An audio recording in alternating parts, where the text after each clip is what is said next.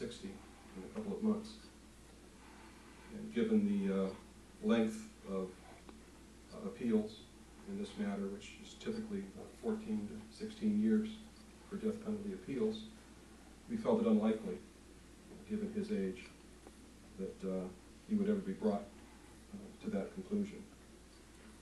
Taking all that into consideration, then, we pursued the accounts of the indictment which you just heard him plead guilty to, knowing that we would recommend the maximum sentence, and knowing that he would stand silent with his attorney when it came time for the judge to pass that sentence. We feel this was a just and fair resolution of this case. We know that Mr. Grigolitis will never see the light of day, nor harm anyone else in his lifetime. And best we can, we feel we've delivered justice to this family and done our best to bring this to a successful conclusion. With that, I'm going to let Beth address you on behalf of the family, and then we'll open it up for questions to Sheriff Doak concerning the investigation and Deputy Marshal Irwin concerning the investigation. If there's any questions for me, I'll be glad to answer those too. Thanks. Beth? Thank you all for coming.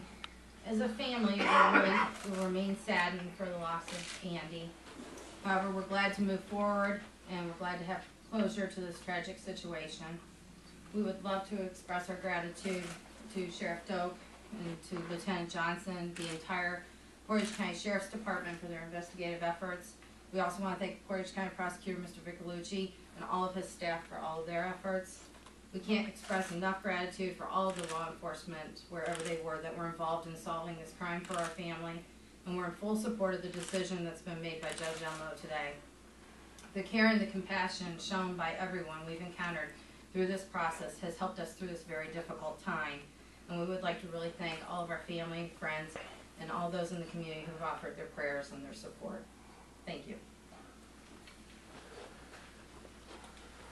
Thanks, Ben.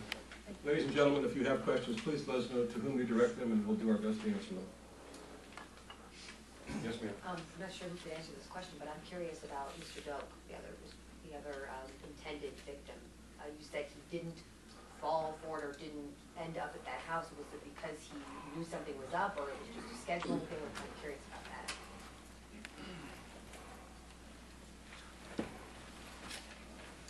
Good afternoon. I'm Sheriff Dave Doak. And could you repeat the question, please? I'm curious about the second man that there was apparently a potentially intended victim, Richard Doak, I believe his name was. Is that right? Yes. Did he know something was up? Is that why he didn't go, or there was a scheduling? There was a disconnect for me there. Why was he not at that house that day?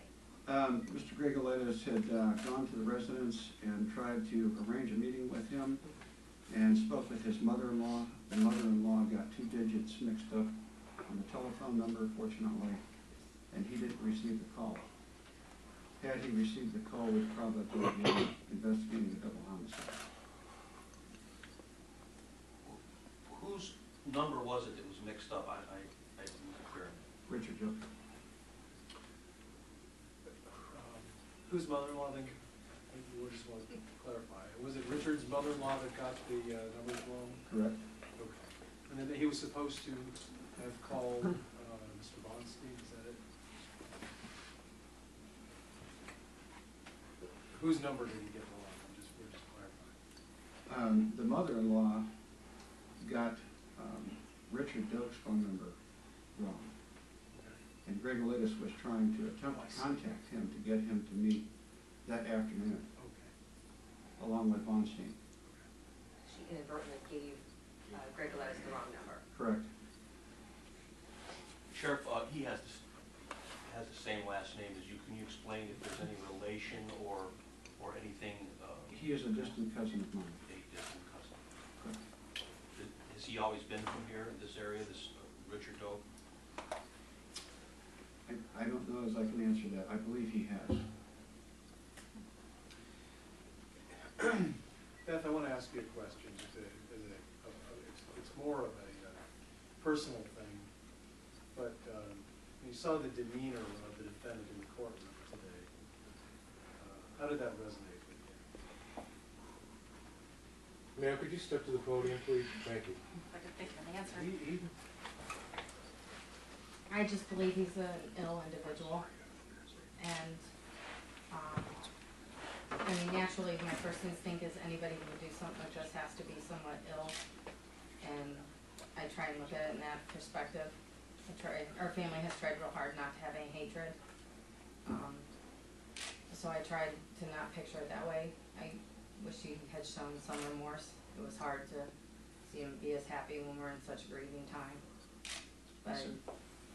He certainly did not seem at least a bit remorseful. That was hard to watch. Sheriff, has he showed any remorse since he's been captured?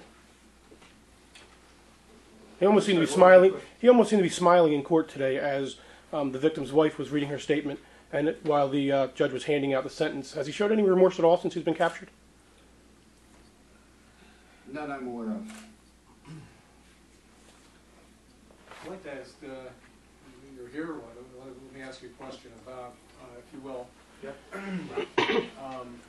Know that the U.S. Marshal Service and FBI and others were also involved in this, and it's been mentioned by the prosecutor that he made statements when he was first, I guess, encountered or arrested in North Carolina. Can you talk at all about those statements, the context of them? No, I was here in Ohio. Okay. It was the Deputy Russ Fields out of the Wilmington, North Carolina office that was on scene when he was arrested. Can you tell me in your words though about the U.S. Marshal Service and the effort to find him? The Portage County Sheriff's Department and the Portage County Prosecutor's Office, they each have individuals assigned to the task force. So under the task force being state and local officers working together, they called me to ask for the assistance of the marshals to help track him down and locate him, and that's exactly what we did. Okay.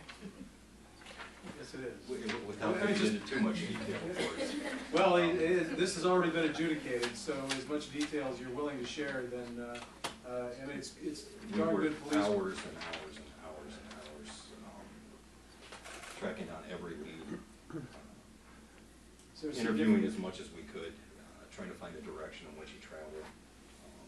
A few investigative leads came in which pointed to him heading south towards North Carolina, and we put the pieces together and found out that he was somewhere near Turkey when I called the deputies from Wilmington, the Wilmington office, and they were able to go by a location that looked reasonable for where he was, and they noticed the vehicle there and watched him long enough before they made the apprehension. Is there any one significant element to this that you can point to that said really helped you get to this resolution?